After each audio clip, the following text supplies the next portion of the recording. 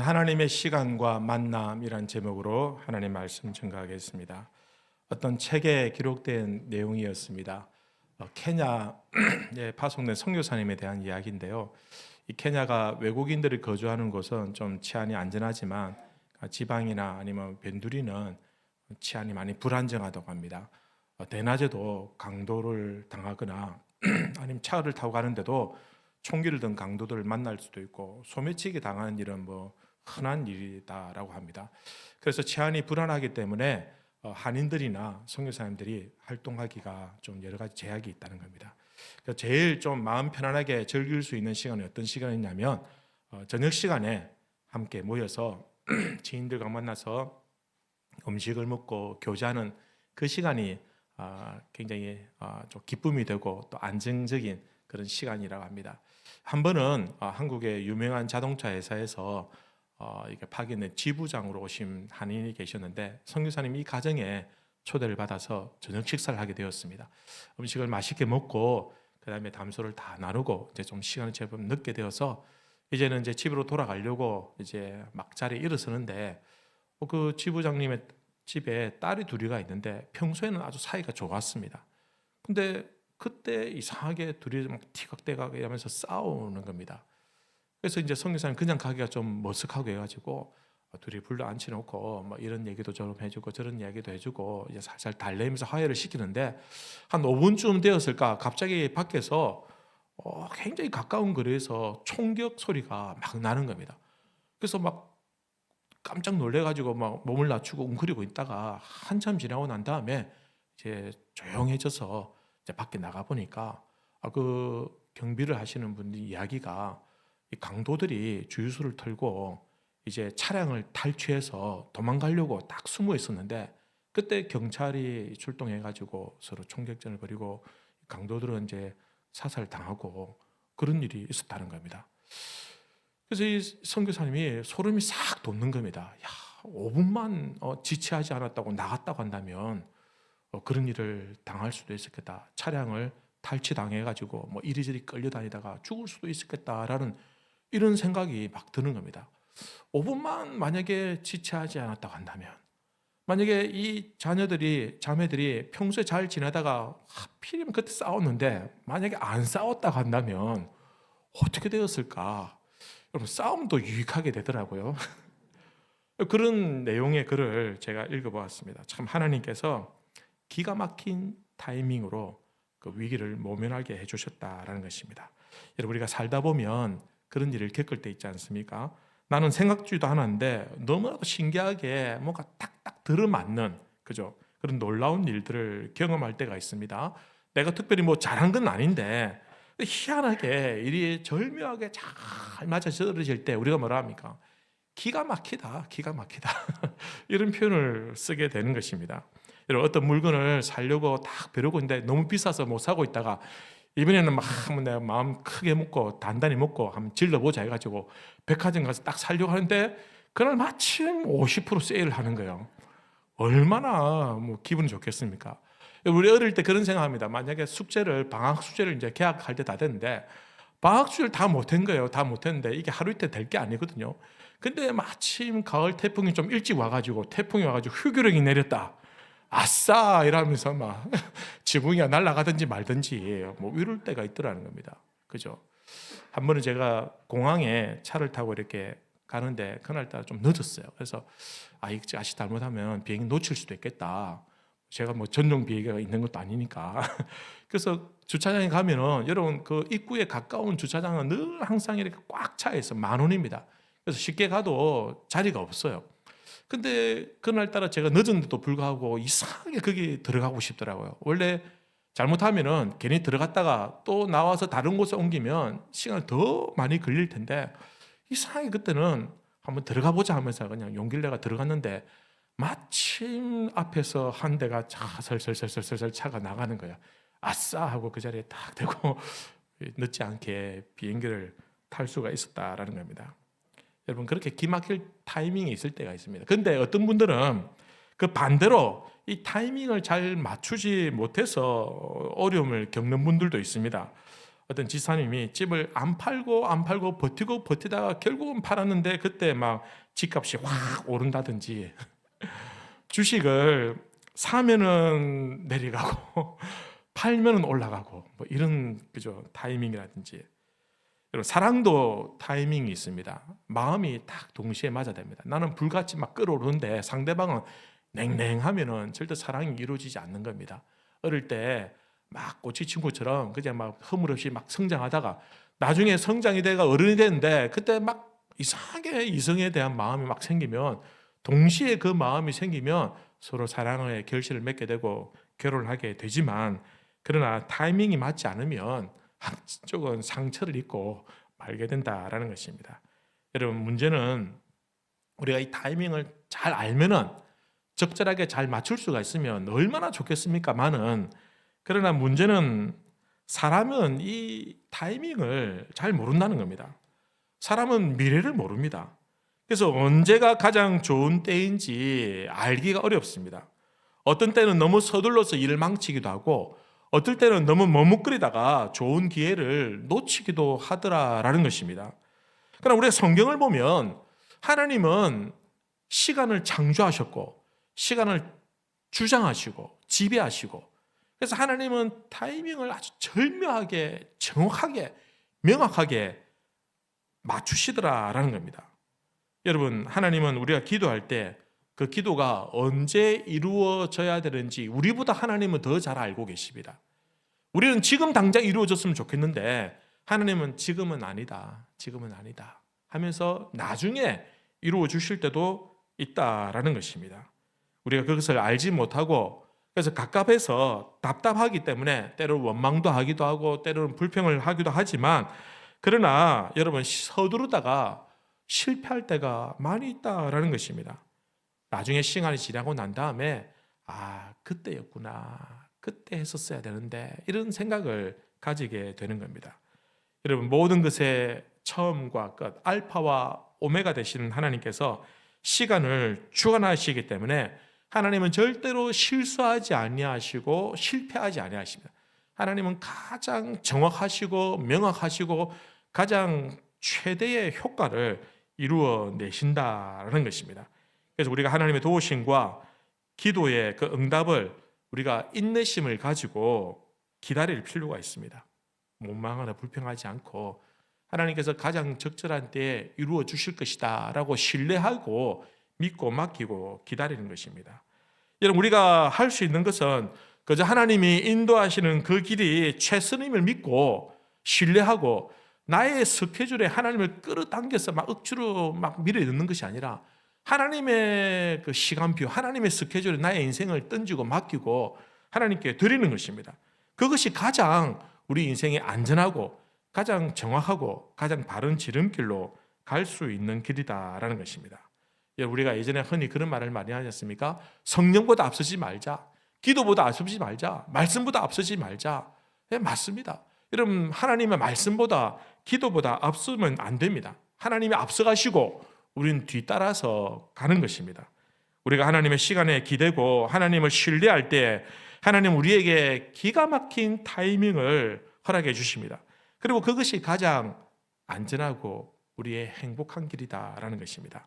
여러분 오늘 성경을 보면 하나님이 주관하시고 통제하시는 기가 막힌 타이밍에 대해서 말씀하고 있습니다. 오늘 10절 말씀을 이렇게 시작합니다. 그때에 다메섹에 아나니아라는 제자가 있더니 여러분 그때에 이때는 어떤 때를 말할까요? 우리가 성경을 앞에 내용을 아시는 분들은 아시겠지만 여러분 사울이라는 사람이 예수 믿는 사람들을 잡아서 옥에 가두기 위해서 대제사장에게 문서를 자기가 그 권한을 행사할 수 있는 그런 문서를 받아서 다메섹에 갔습니다. 다메섹에 가가지고 예수 믿는 사람을 다 잡아올 것이다 라고 살기등등하게 가는 길에 찬란한 영광의 빛으로 오신 예수님을 만나게 됩니다. 그리고 그 예수님을 만날 때 그 눈이 그 빛이 너무너무 찬란하고 영광스러워서 눈을 시력을 잃게 됩니다. 그리고는 아무것도 할 수 없는 그 상황입니다. 그때를 말하는 겁니다. 그때는 사도 바울이 모든 것을 잃어버리는 시간입니다. 자기의 동료들도 잃어버리고 자신의 배경도 자신의 권세도 자신의 자신감도 그리고 눈 실행마저도 잃어버렸습니다. 그는 그렇다고 저 예수님의 제자들에게도 갈 수 없습니다. 갔다가는 무슨 소리를 들을지 어떤 해를 당할지도 모르는 일이었습니다.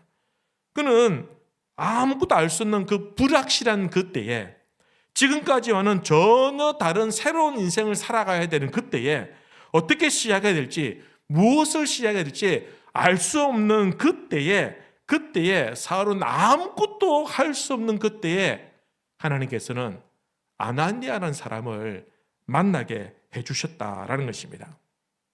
그 결정적일 때에 이 사울을 위해서 하나님이 준비하신 사람이 그곳에 있었다라는 겁니다.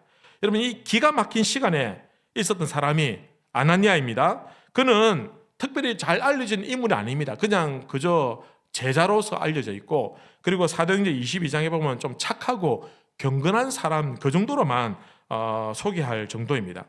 사울은 예수님을 만나는 그 순간에 모든 것을 잃어버리고 자신의 인생이 급격하게 너무나도 놀랍게 대전환을 맞이하게 되었습니다. 그 중요한 순간에, 그 인생의 정말 절박한 그 순간에 경건하고 착한 아나니아를 만나게 되었습니다. 그리고 그를 통해서 다시 눈을 뜰 수가 있었고, 그리고 이전과는 전혀 다른 인생을 새롭게 시작할 수가 있었습니다. 이 기막힌 타이밍에 하나님은 아나니아를 만나게 해주셨다라는 것입니다. 사실 이 만남은 하나님께서 이미 오래전부터 준비하고 계셨던 만남입니다. 하나님은 이 만남을 위해서 사울을 지켜보고 계셨습니다. 여러분, 스데반이 억울한 죽음을 당할 때 그 주동자 중에 하나가 이 사울이었는데, 이 사울이 그 악한 일을 할 때도 하나님은 여전히 사울을 지켜보고 계셨습니다. 여러분, 교회가 핍박을 당하고 어려움을 당하고 예수 믿는 사람들이 눈물로 기도하는 그때에도 하나님께서는 개입하지 아니하시고 여전히 사울을 계속해서 지켜보고 계셨다라는 것입니다. 무엇을 위했습니까? 교회를 핍박하던 이 사울이 결국은 회심을 하게 되고, 그리고 이 사울을 통해서 하나님의 위대한 복음의 역사가, 새로운 교회의 역사가, 초대의 역사가 일어나게 될 것을, 그 일을 위해서 하나님께서는 여전히 그 사울을 지켜보고 계셨고, 그리고는 아나니아를 만나도록 해주셨고, 오래전부터 준비하셨던 그때가 이제 이르렀을 때 사울을 하나님께서는 세워주셨다라는 것입니다. 사울을 위해서뿐만 아니라 하나님의 교회를 세워나가기 위해서 하나님께서는 이 타이밍에, 이 시간에 절묘하게 하나님께서는 아나니아를 만나게 해주셨다라는 것입니다. 우리 오늘 본문을 통해서 하나님이 주관하신 시간 속에서 우리의 삶이 어떻게 인도함을 받아야 되는지에서 두 가지로 한번 살펴보고자 합니다. 첫 번째는 하나님의 시간은 만남을 통해서 이루어진다라는 것입니다. 여러분 한번 따라해 보시겠습니까? 하나님의 시간은 만남을 통해서 이루어집니다. 성경을 보면 하나님의 타이밍은 다 대부분이 만남의 타이밍이었습니다. 하나님은 적절한 그 타이밍에 새로운 만남을 만들어 주시고, 그리고는 성도들을 새로운 길로 인도해 주시더라라는 것입니다. 그래서 이 만남은 하나님께서 주시는 특별한 선물이고 축복의 기회가 되었습니다. 우리가 잘 아는 요셉을 보면 그가 인생의 역경을 겪고 미움을 받은 형들에게 노예로 팔리게 되고, 그죠? 외국에서 고생하고 오해를 받고 감옥살이하고 이런 인생의 여정이 요셉에게 있지 않습니까? 여러분, 이 요셉에게 있어서 형들은 만나지 않았으면 더 좋을 뻔한 그런 인연이었습니다. 그러나 여러분, 이 형들을 만났을 때 그는 애굽에 갈 수가 있었습니다. 만약에 형들이 아니었다고 한다면 그 스스로가 내가 애굽에 가야겠다, 내가 유학 가야겠다, 이런 생각을 할 수도 없었을 것입니다. 형들에게 미움을 받아서 노예로 팔려서 애굽에 억지로 갔지만, 그러나 그 형들과의 만남을 통해서 애굽에 가게 된 것입니다. 여러분, 애굽에 갔을 때 보디발이라는 장군의 집에 노예로 팔려갔습니다. 근데 그곳에서 열심히 일하고 또 인정을 받아서 가정총무가 되었는데, 보디발이라는 이 장군이 요셉을 아주 좋게 본 것 같아요. 그래서 그를 가정총무로 세워줬습니다. 좀 그럭저럭 좀 괜찮은 만남 아닙니까? 그러나 그의 아내와의 만남은 또 악연입니다. 이 여자가 요셉을 갖다가 꼬시려고 어떻게 하다가 요셉이 옷을 뿌리치고 도망가니까 이 보디발의 아내가 모함을 해가지고 요셉이 어떻게 됩니까? 감옥에 갇히게 되었다라는 겁니다.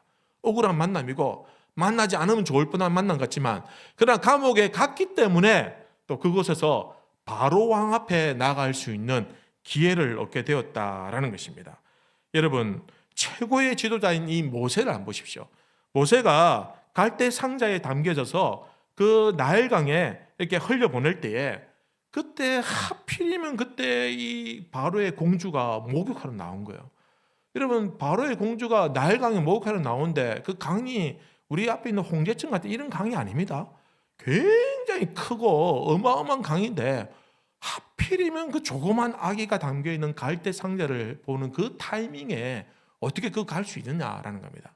하나님께서 그 시간을 주장하셨기 때문에 그 시간에 바로가 갑자기 목욕하고 싶다 가자 이래 간 것 아니냐는 것입니다. 그죠?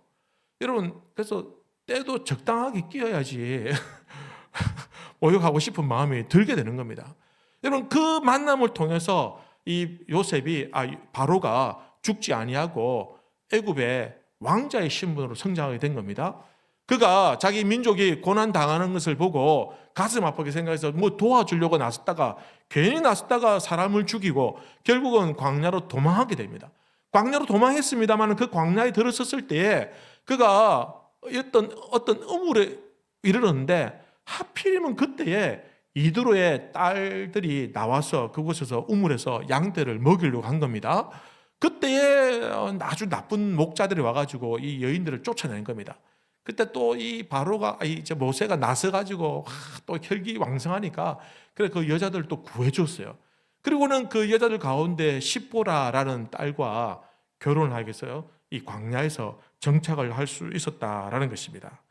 여러분, 모세가 나중에 하나님께 부르셨을 때 하나님 저는 말 못합니다 라고 했을 때 하나님은 걱정하지 마라 내가 이럴 줄 알고 아론을 준비했지롱 이래가지고 아론이 말 잘하지 않습니까? 그래서 아론을 준비시켜 주셨습니다. 여러분, 나중에 모세가 가나안 땅에 들어가지 못했습니다. 그러나 그의 사역을 그 마지막 일을 누가 완수했습니까? 여호수아가 했습니다. 여호수아가 늘 모세를 따라다니면서 배우고 익힌 것들을 그 다음에 자기가 모세가 이루지 못했던 일들을 마무리할 수 있는 것은 하나님께서 모세가 여호수아를 만나게 해주셨기 때문이다라는 겁니다. 여러분, 우리가 성경을 보면 다윗도 그렇습니다. 다윗이 이스라엘의 영웅이 된 사건이 있습니다. 그거 어떻게 해서 영웅이 됐습니까? 골리앗을 만났기 때문입니다. 여러분, 그 당시에 이스라엘 군인들은 골리앗을 만나기 싫어했습니다. 괜히 나갔다는 저 거인과 같은 저 장수에게 죽을 것이다. 아무도 나가고 싶지 않았고 아무도 만나고 싶지 않았습니다만 그러나 다윗이 용기 내어서 나가서 그 골리앗을 만났을 때에 그가 이스라엘의 영웅이 되었다라는 것입니다. 여러분, 사울 왕을 만났을 때 다윗은 굉장히 고통을 당했습니다. 늘 자기를 죽이려고 쫓아다니는 이 사울 왕 때문에 그렇게 힘들고 고통스럽고 또 그 도망가다가 외국에 망명까지 하고 침을 질질 흘리면서 미친 척까지 해야만 살아남을 수 있는 그런 고통 가운데 있었던 것은 이 사울 왕 때문이었습니다. 그러나 그 사울 왕 때문에 광야에서 인내하는 법을 배웠고 이후에 숱한 그 전쟁들을 치룰 때에 많은 경험들이 이 광야 생활을 하면서 이 다윗이 익히고 배웠던 것들이다라는 것입니다. 사무엘이나 요나단과 같은 그런 좋은 만남도 있지만 골리앗과 같은 그리고 이 사울 왕과 같은 그런 악연들도 하나님께서는 다윗이 위대한 사람으로 세워지기 위해서 사용하신 그런 만남이 된다라는 것입니다. 여러분, 오늘 하나님은 기가 막힌 이 타이밍에 아나니아를 준비하셨고 아나니아를 만나게 하심으로 하나님의 역사를 이루어 나가고 있는 것입니다. 여러분 우리 인생도 한번 돌이켜 보십시오. 우리에게 순간순간 하나님이 준비하신 만남을 통해서 이곳에 이르지 않았습니까? 그때는 우연이었던 것 같은데 그러나 그 만남을 통해서 하나님께서는 준비하여 주시고 우리를 인도해 오셨더라라는 것입니다. 하나님 그렇게 우연처럼 보이지만 그 필연적인 만남을 통해서 우리에게 오랜 세월 동안 우리를 위해서 준비한 그 만남들이 있더라라는 것입니다. 여러분, 선한 만남이든 아니면 악한 만남이든 하나님께서 그 만남을 통해서, 그 절묘한 타이밍의 그 만남을 통해서 하나님의 뜻을 이루어 가시더라라는 것입니다. 여러분, 저도 그런 경험이 많이 있습니다. 제가 전도사 때에 이 전도사 때 아무것도 모를 때에 사역지 가가지고 참 힘들었어요. 교육자가, 부교육자가 저밖에 없었어요. 제가요, 유치부도 하고, 초등부도 하고, 중고등부 하고, 청년회도 하고, 자영대 지휘까지 했다니까요, 제가. 안 믿기죠? 반주 빼고 다 했습니다, 제가. 너무너무 힘들었어요. 너무너무 힘들고, 또 목사님 사역이 치유 사역이었는데, 이 병 고치는 은사고, 안수하고 막 이러니까, 이거 저하고 잘 안 맞았던 거예요. 그래서 사역이 너무 힘들고 어려웠는데, 어떻게 해야 되나, 이렇게 하고 있는데, 하나님께서 그 목사님이 선교사로 가게 길을 열어주셨어요. 그래서 그 목사님께서 선교사로 가게 되니까 큰 교회가 아니었기 때문에 교회를 폐쇄하고 이렇게 선교사로 가시게 됐어요. 그래서 제가 속으로 아이고 잘됐다 이러면서 그리고는 제가 다음에는 좀 많이 배울 수 있는, 잘 배울 수 있는 좀 훌륭한 목사님이 계신 교회에 가기 위해서 지원을 했습니다. 근데 제가 덜컥 되었어요. 쉽게 되는 일이 아니었는데, 그리고 되어가지고 나중에 면접을 하고 오라고 가서 보니까 나중에 한 일입니다만은 그 담임 목사님께서 그런 말씀해 주셨어요. 제가 이전에 섬겼던 목사님을 우연히 만났는데 그 목사님이 저에 대해서 좋게 얘기해 주셨다는 겁니다. 그거 참 괜찮다면서 일 잘할 것이라고, 한번 세워놓으면 큰 도움이 될 것이라고 이렇게 칭찬을 해 주셔가지고 목사님께서 다른 이 전도사님들 지원자가 많았는데도 저를 이렇게 딱 집어서 이렇게 청빙해서 사역을 하게 했다라는 것입니다. 여러분, 제가 참 힘들어하고 어려웠던 그 만남이었지만, 그러나 하나님께서는 그 과정을 통해서 그 다음에 또 새롭게 더 배울 수 있는 좋은 길들로 열어주셨다라는 겁니다. 여러분, 그 교회가 어떤 교회냐? 제가 아내를 만난 교회입니다. 안 갔으면 어쩔 뻔했습니까, 그죠? 또 1부에도 그랬는데 2부에도 치하시는 분이 계시네. 그때는 우연이었는데, 그때는 잘 몰랐는데, 그러나 하나님께서는 만남들을 통해서 길을 열어주시고 때로는 막으시고 하나님의 시간에 의해서, 하나님의 역사를 위해서 우리의 만남들을 주장하시더라라는 것입니다. 사랑하는 성도 여러분, 하나님이 오늘 우리에게 주시는 메시지가 무엇입니까? 우연한 만남은 없다는 것입니다. 하나님이 준비하신 기가 막힌 그 만남의 타이밍이 있을 뿐입니다. 우리는 우연이라고 생각했지만, 그때는 아무 생각 없이 만났지만, 그러나 하나님은 그 모든 만남을 통해서 예비하시고 역사하시고 우리의 인생을, 하나님의 나라를 주관하시다라는 것입니다. 그 중에는 좋은 만남에 있었던 건 아닙니다. 힘들고 만나지 않았으면 하는 그런 만남들도 있었습니다. 그러나 돌이켜보면 그 사람 때문에 내가 잃은 것이 많은 것이 아니라 오히려 얻은 것이 더 많더라는 것입니다. 그 사람 때문에 내가 힘들고 두렵고 참 고난스러운 일을 걸었지만, 그러나 그 사람을 통해서 내가 더 강한 사람이 되고 더 좋은 인품을 가지게 되고 내가 더 준비된 사람으로 세워지게 되더라라는 것입니다. 그러므로 내가 지금 만나는 이 사람, 누군지 모르겠습니다만, 내가 지금 만나는 사람이 좋은 만남일 수도 있고 어려운 만남일 수도 있지만, 그러나 그 만남을 소중하게 여기시길 바랍니다. 하나님께서 우리의 모든 만남을 통해서 우리를 선한 길로, 바른 길로 인도해 주실 줄로 믿으시길 바랍니다. 힘겨운 만남이라도 여러분, 원망하지 마십시다. 불평하지 마십시다. 그 뒤에 숨겨져 있는 하나님의 놀라운 축복이, 감추어진 축복들이 있다는 것을, 그 축복을 바라볼 수 있을 때 지금 우리의 만남들에 대해서 우리가 일희일비하지 아니하고 낙심하지 아니하고 원망하지 않을 수 있다라는 것입니다. 여러분, 우리가 우리의 인생의 길을 열어주신 그 하나님께서 허락하신 그 모든 만남들에 대해서 신뢰하시고 믿으시는 주의 백성들 되시길 바랍니다. 잠언 16장에 보면 이렇게 기록하고 있습니다. 여호와께서 온갖 것을 그 쓰임에 적당하게 지으셨나니. 여러분, 이 말씀 참 기가 막히지 않습니까? 여호와께서 온갖 것을, 모든 것을 그 쓰임에 적당하게 지으셨다. 악인도 악한 날에 적당하게 하셨느니라. 이 말씀 무슨 말입니까? 악인도 여러분, 내 인생에 없었으면 좋겠는데, 나는 절대 만나지 않았으면 좋겠는데, 그러나 그 악인과의 만남도 하나님께서는 바르게 선한 길로 인도해 주시는 선한 긍정적인 에너지로 바꾸어 주신다라는 것입니다. 여러분, 그런 만남이 없었으면 나는 아주 약한 사람이 될 수밖에 없었을 것입니다. 그런 만남이 없었으면 조금만 어려움을 당하면 주저앉아버리고 낙심버리고 포기해버리는 그런 나약한 사람이 될 수도 있다라는 것입니다. 여러분, 어떤 만남이든지 하나님이 허락하신 만남을 우리가 소중히 여기고, 하나님의 계획이 이루어질 때까지 인내하며 그 만남을 잘 이끌어갈 때 하나님께 그 모든 만남들을 통해서 하나님의 시간이 타이밍에 절묘하게 이루어지게 해주신다라는 것입니다. 이런 불평은 하나님의 타이밍을 놓치게 만들지만 감사는 내 인생에서 하나님의 시간으로 가득 채워주시는 것입니다. 여러분, 내가 만나는 모든 사람을 소중하게 여기십시다. 그 사람이 돈이 많고 능력 있고 인기 있는 사람이라서 소중한 사람이고 나에게 뭐 좀 자꾸 뭔가를 얻어가려고 하고 내가 뭘 도와줘야 되기 때문에 하찮은 만남이 아니라 어떤 만남이라도 어떤 형식이라도 하나님께서 허락하신 만남이라고 한다면 소중한 만남인 줄을 믿습니다. 그것을 귀하게 여기고 가치 있게 사용할 때 하나님 그 만남을 통해서 우리의 삶을 더 선하게 인도해 주신다라는 것입니다. 그럼 두 번째는 하나님의 시간은 순종하는 자에게 찾아옵니다.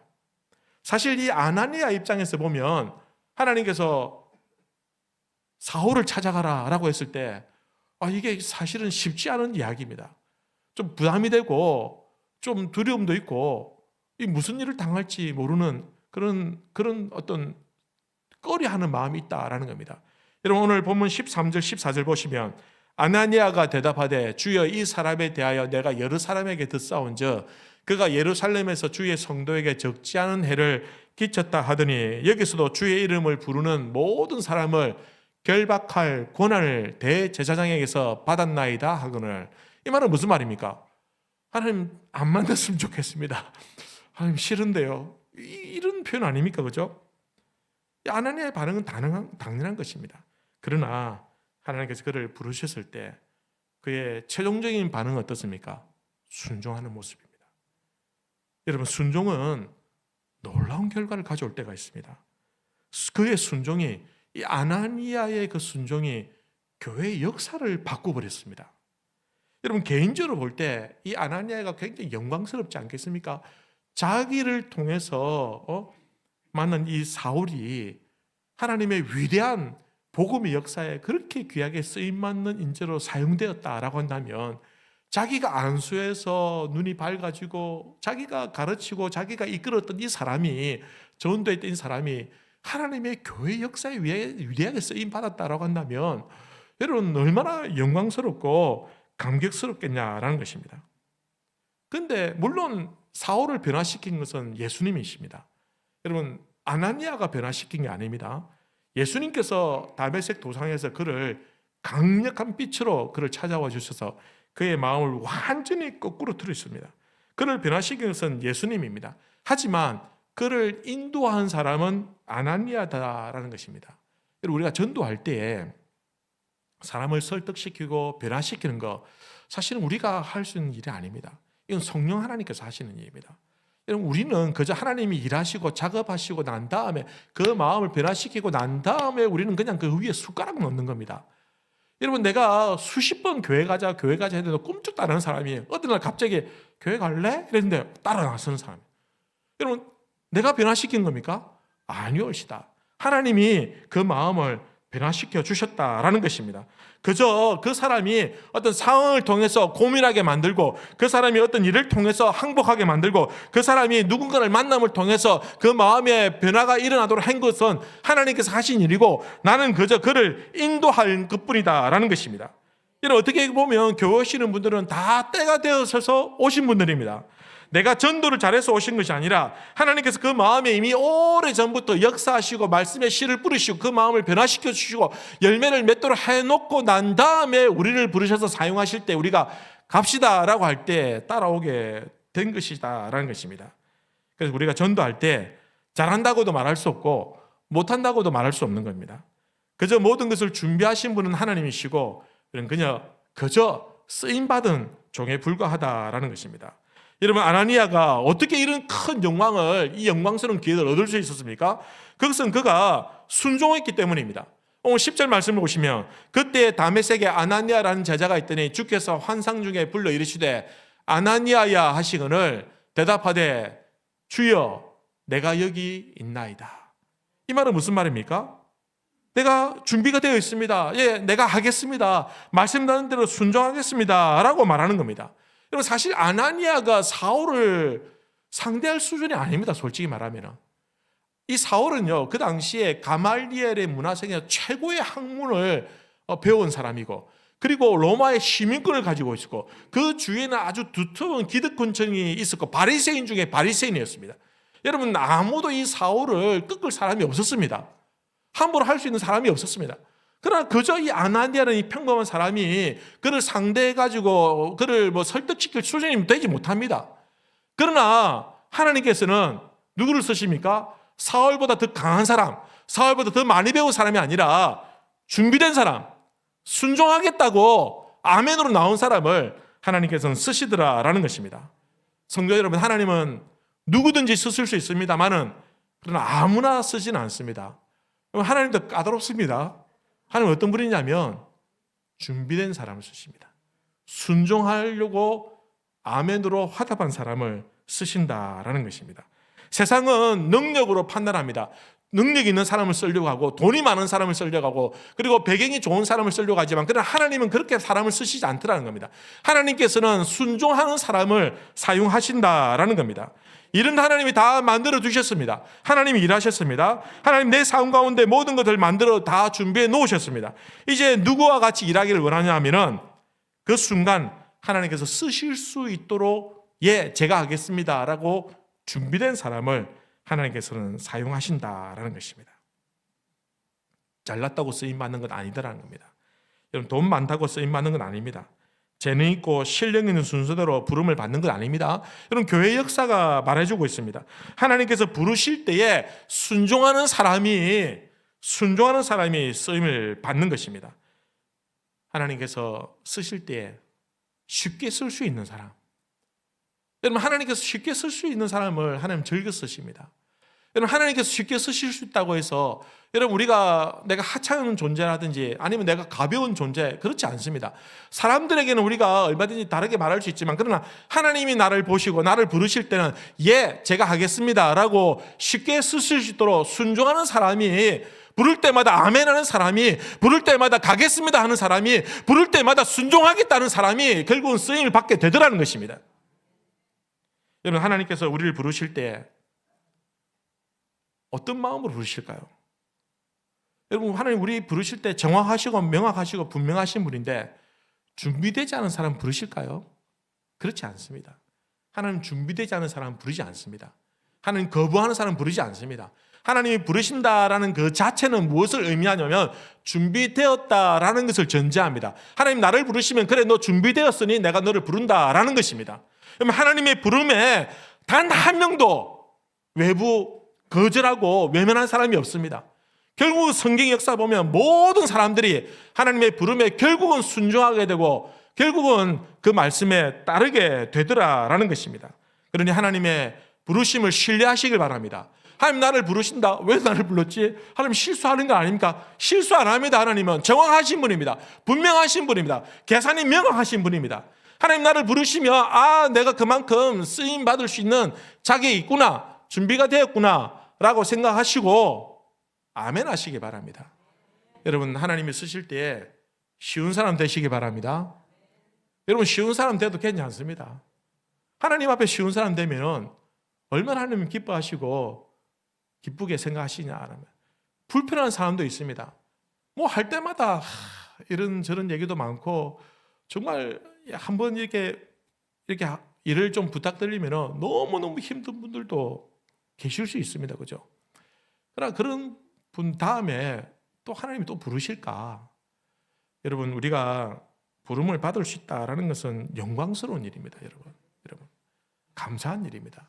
내가 할 수 있을 때 뭔가를 할 수 있다는 거, 그 참으로 감사한 일이지 않느냐라는 겁니다. 우리가 뭐 대단하다고 이리 재고 저리 재고 그럴 필요가 뭐 있겠습니까? 하나님께서 우리에게 선한 마음 주실 때, 하나님께서 우리를 쓰시고자 하실 때 여러분, 쉬운 사람 되시길 바랍니다. 막 써도 되는 사람 되시길 바랍니다. 사람들이 어떻게 생각하는 거 그거 중요하지 않습니다. 여러분, 아무 쓸모없는 겁니다.